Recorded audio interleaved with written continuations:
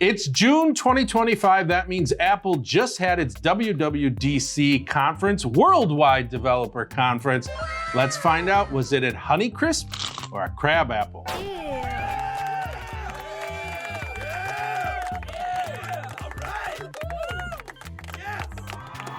So Apple just held WWDC 2025, but we're not going to be talking about that, Corey, because frankly, there wasn't very much exciting there from our perspectives, although we will be mentioning at least one feature that we did like. However, recently as May, in fact, Apple did release some news about new accessibility features, which are coming to some of their devices. Those devices being, Corey? iPhone. Correct. iPad. Correct. watchOS. Very good.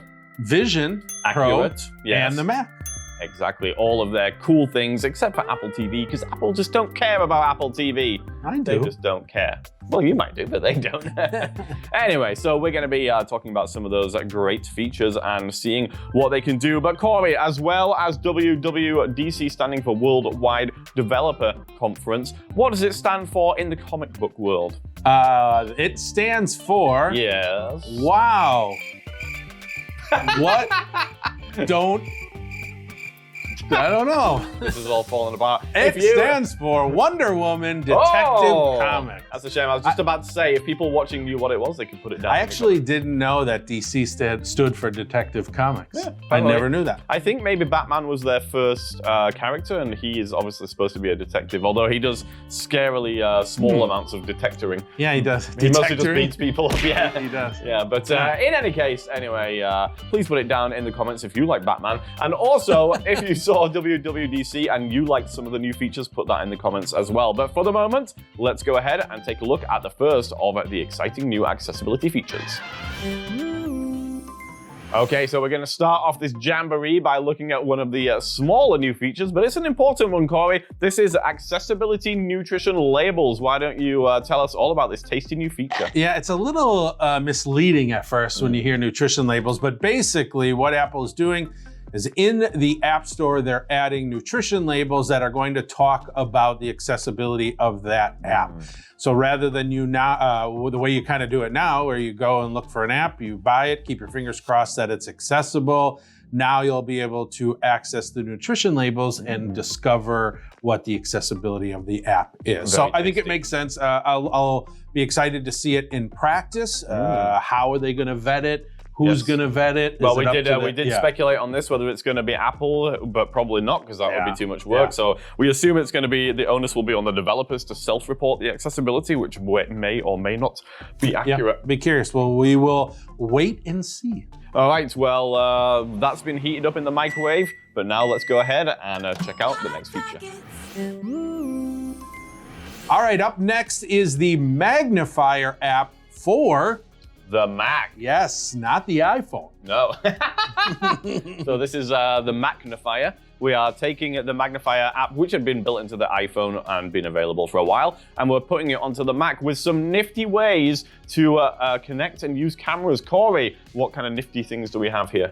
Well, we have USB cameras. Correct. And we have camera continuity. Do you know what camera continuity is? Actually, I think that's what it's called. I'm pretty sure that's what it's called. I'm going to assume that you're talking about connecting the iPhone to your Mac and using your iPhone as a camera. That is 100% continuity. Continuity.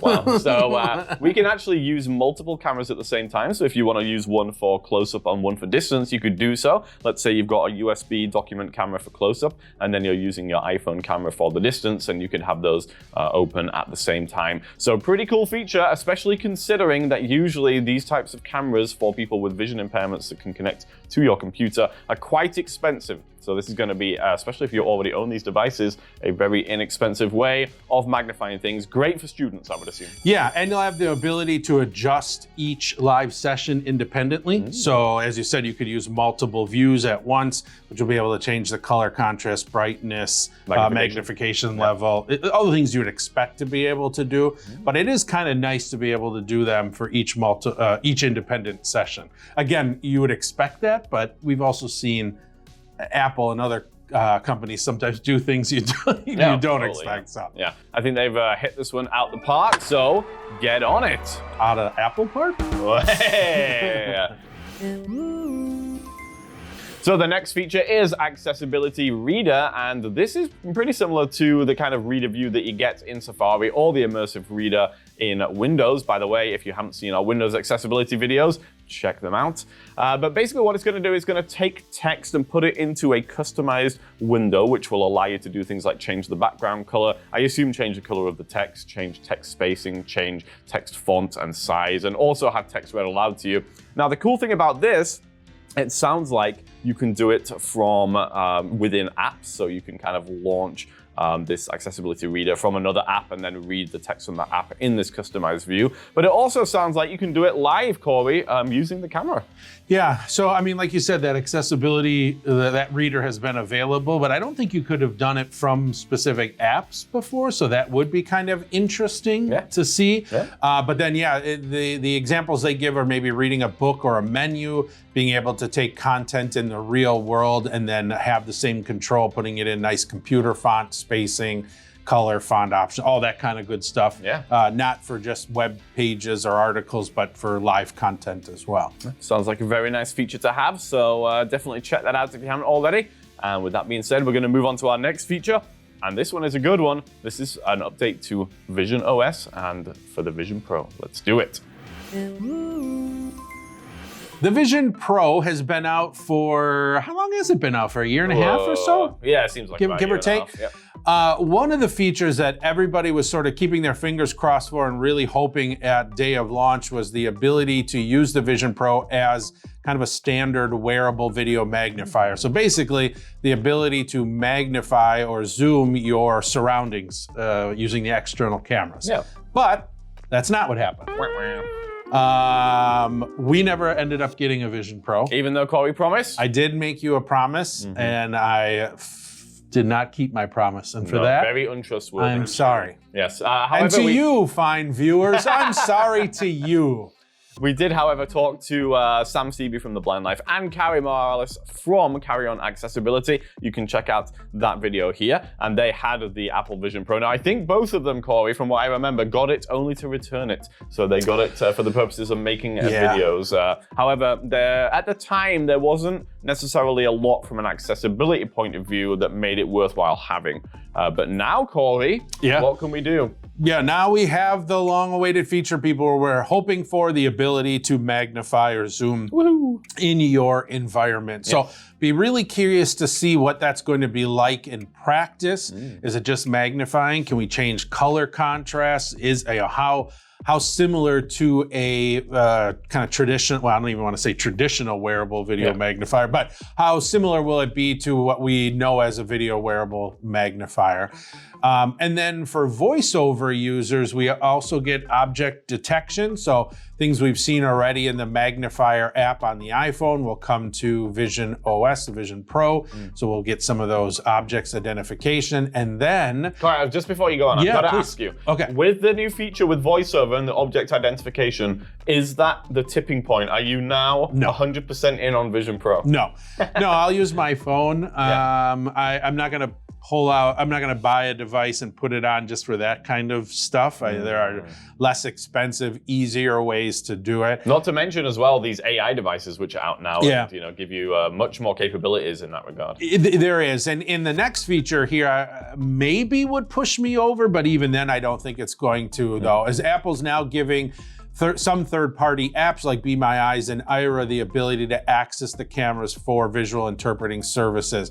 Even that, I love the hands-free part of it, but I don't like walking around my environment in an enclosed kind of VR style. I mean, it is more AR, but I'm not a fan of being in those enclosed glasses like that. So I still think there are probably better options, but for those that have the Vision Pro or want it, I'm super happy they're adding these features because I think it's what we all wanted from day one, and so I'm glad to see them finally coming. For sure. From a low vision perspective, we are almost there. We've got the zoom coming, and so all we need now, Cory, is a lighter weight, cheaper headset. And maybe Apple Intelligence baked in as well, and we will have the ultimate in low vision wearables. Well, if you have an iPhone and you have a Braille display, good news, because now you have a fully fledged Braille note taker with the new Braille access abilities that Apple have added in their accessibility Humanware suite. might disagree with you on the old full-featured note taker. Well, if I'd so, be they curious. can put it down in the comments. Yes. Hello, Mr. Humanware. Please put it down in the comments. What are your thoughts Now, on the new Braille access? Corey, how does this work? Why is it that if we have an iPhone now and we have a Braille note taker, we can combine it into a more? It's like a transformer. It's like, you know. It is more than meets was the it eye. Voltron? Is that how they all put those together? What? Isn't Voltron a whole separate thing than Transformers? Jonathan, any ideas? Yeah, I think Voltron is separate. You have used the Transformer Voltron back and forth, but we still have downloaded media of like the little intro sequence where they all form into the giant robot. So feel free to reference either of them. Okay. Well, that was all on camera, everybody. You got a little behind the scenes of how we shoot a video.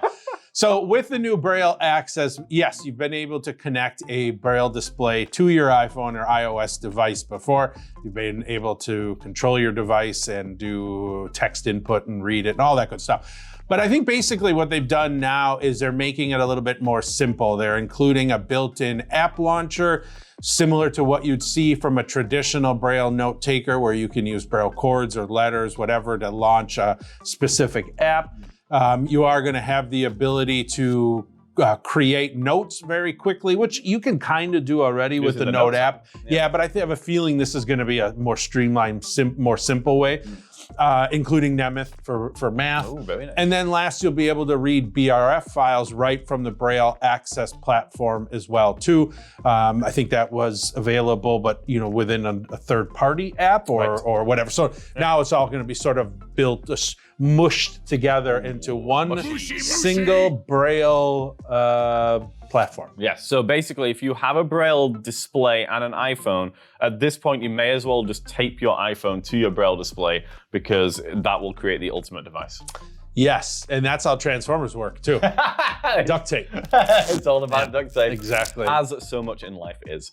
With that being said, let's go into our final section, Corey. Just taking a look at some of those things announced at WWDC and what they might mean for accessibility. Yes, we should. So we focused a lot on accessibility features because to me, I think that's probably the most relevant. I mean, it's kind of what we do on this channel every 2 weeks. Every 2 weeks, you got it. But there was some things announced more mainstream through WWDC, and we wanted to highlight some of those quickly. Yeah, Wonder Woman is getting really good with accessibility. Wow. Sorry.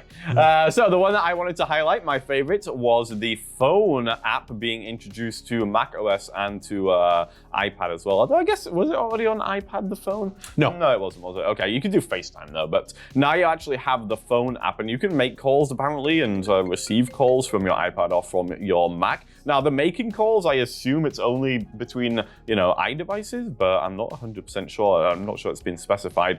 Anyway, the point is, if you struggle with your smaller phone screen, now you can use your Mac as your phone or use your iPad as your phone, which will then give you a much larger phone to interact with. And Corey, for those keen viewers of the channel, they will know that we released a video just 2 weeks ago about a CCTV called the MirrorPad, which allows you to use its larger 17.3-inch screen as a screen for your Android device. You can check out that video right here. But now you can do a similar thing using your Mac as well, so pretty cool.